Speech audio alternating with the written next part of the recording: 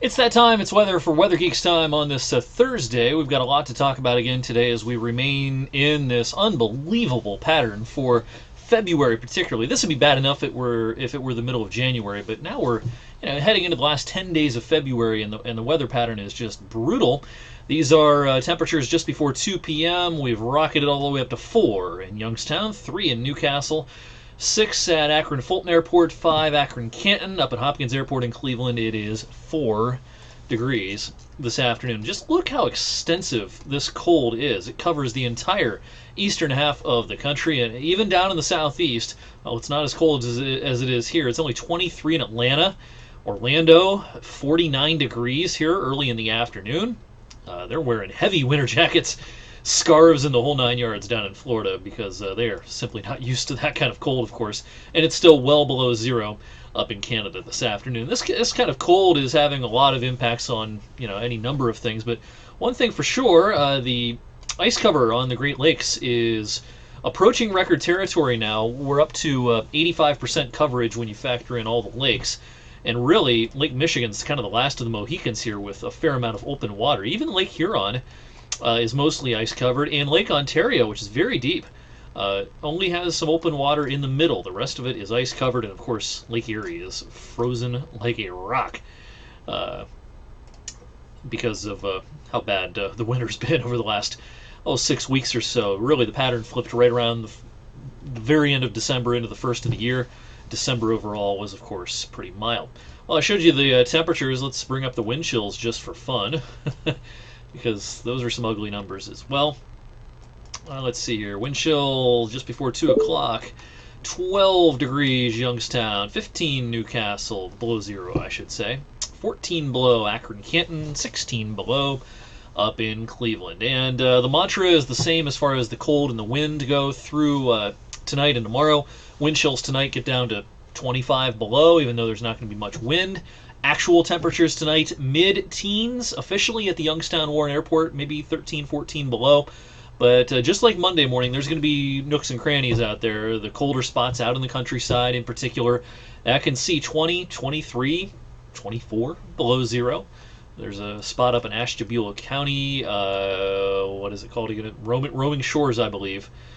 Central Ashtabula County that hit 34 below, 32 morning. They might do it again during tonight and tomorrow morning.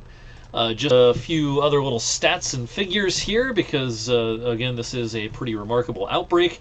The all-time record low temperatures in Youngstown for any day of the year will come up eventually. There it is. 22 below is still the all-time record here. That was on January 19th, 1994. Incidentally, that's the last time that we've had a cold snap similar to this. It was the cold snap that we set the all-time record. Of course, just the other day we had 13 below, good for 10th place. I think I will probably, our current forecast is 12 below tonight. I might make it 14 below, and if that were boy, is this computer slow. That would be, a top 10 cold night tonight in history here in Youngstown for any month. Now, when we're just talking about February, the all-time record low, 16 below zero for the month of February. And again, I apologize for things being a little slow, but that record low set back in 1934. By the way, Monday morning's low of 13 below, good for third place on the records for all-time coldest February temperatures. So you don't need me to lecture you about taking care of pets and all the common sense stuff you've heard it a million times by now. Let's move on to the weekend because this is of course an area of interest. So we head towards the weekend. We are talking about the possibility of enough snow to shovel and plow now. Let's bring up the GFS model, and I'm going to actually back this up to Saturday morning. The trends for on the models up until this morning were for there to be a warm push, a warm nose to get in and change snow over to mixed precipitation and even rain Saturday night. The models are now backing off from that trend as a result of a weaker wave of low pressure. A weaker wave is a faster moving, flatter wave. It's not going to have the strength to draw up a lot of warm air. So now the model trends are towards a colder, faster solution that would probably be all snow.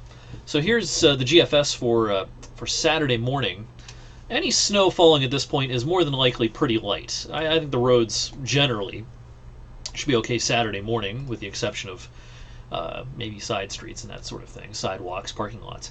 But the snow is likely to get heavier as we get into the afternoon. Here's 1 in the afternoon.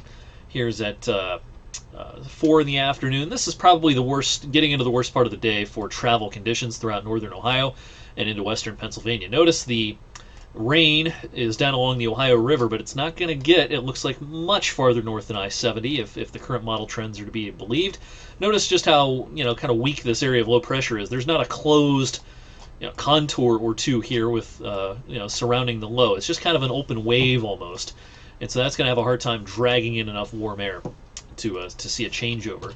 Here's 7 o'clock in the evening on Saturday. Again, still snow around our viewing area. The rain's trying to get up to I-70. There might still try to be some mixing with sleet, perhaps up to Route 30. I wouldn't be shocked if that still were the case, but it doesn't look like that changeover to just all rain that was being advertised by the models earlier. It's looking less and less likely.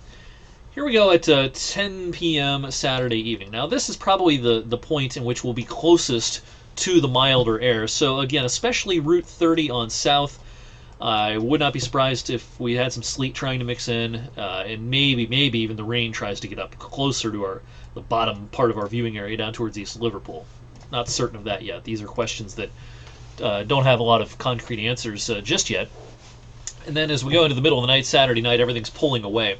So bottom line for you here, I think the worst weather will be Saturday afternoon, Saturday evening, and then we will see things winding down. With this faster idea, it looks like now little, if anything, is going to linger into Sunday morning. So flurries, snow shower here and there Sunday morning, but we're not looking at a whole lot of precipitation during the daylight hours on Sunday. So let's talk snow amounts. With this likely delay or perhaps non-existence of a changeover, the snow forecast is probably a little beefier now than we were thinking yesterday. I'm going to show you the SREF plume here. Let me minimize my browser so this is easier to see. All right. Apologize because this is taking a minute. All right. If you're unfamiliar with these, if you're a new viewer to these videos, apologize for my creaky computer today. This is basically an ensemble forecast, a computer model that's run 21 times with 21 different initial conditions baked into it. We look for, as a result, ranges of possibilities for any variable, but we're going to look at snow amounts here. And this thing is just really crapping out on me. Let me hit refresh and see if this gets any better. Modern technology, While we're waiting for this to reload. Oh, there we go. All right. So 21 different lines here, and the mean or the average of all of these lines right now on the SREF model is a little shy of 4 inches, with a range, the lines spread from about 1.5 inches up to 7 inches. So according to this particular model, that's our range of possibilities, 1.5 inches up to 7, with the average being just a little shy of 4. So that's the SREF. As far as the National Weather Service probability schemes here, we'll take a look at this. Let me maximize my browser again. This is a nice way to convey uncertainty. Take a look at percentage chances of certain things happening according to the National Weather Service, and I, for the most part, am going to agree with their ideas here. This is the chance of more than 1 inch worth of snow this weekend. The orange color, 80%, so most of our viewing area is in the 70 to 90% range, so pretty good odds of more than 1 inch. More than 2 inches, the odds are roughly between 60 and 80% with these colors. So more than 2 inches, 60 to 80% odds, still pretty good odds. And then up to more than 4 inches, our odds do go down at that point to 30 to 50%. So given this information, a lot of other information that I'm not going to show you because this forecast or this video would run forever, I'm probably going to go on TV tonight with accumulations of about 3 to 5 inches. As far as the snow prediction for Saturday evening, and then things do taper back off to flurries later Saturday night. So Saturday is our trouble day, especially in the afternoon and the evening. All right, real quick look at the long range before we go. Here's the 5 to 10 day outlook. 2 more shots of real harsh cold next week. One coming Sunday night, Monday. Another one second half of the week. So that's why you see all these Barney purple colors on here. Once we are into March, though, this ends on March 1st. I do think the pattern is going to start to change. While it's not exactly likely to be a heat wave, I do think that the first week of March will be a lot different than the last 2 weeks of February, which is going to go into the record books as historic cold, not only here, but throughout most of the East. Thanks for sticking with me on this long weather for Weather Geeks. Full update tonight on the news, 21 News at 6 and 11. I will see you then.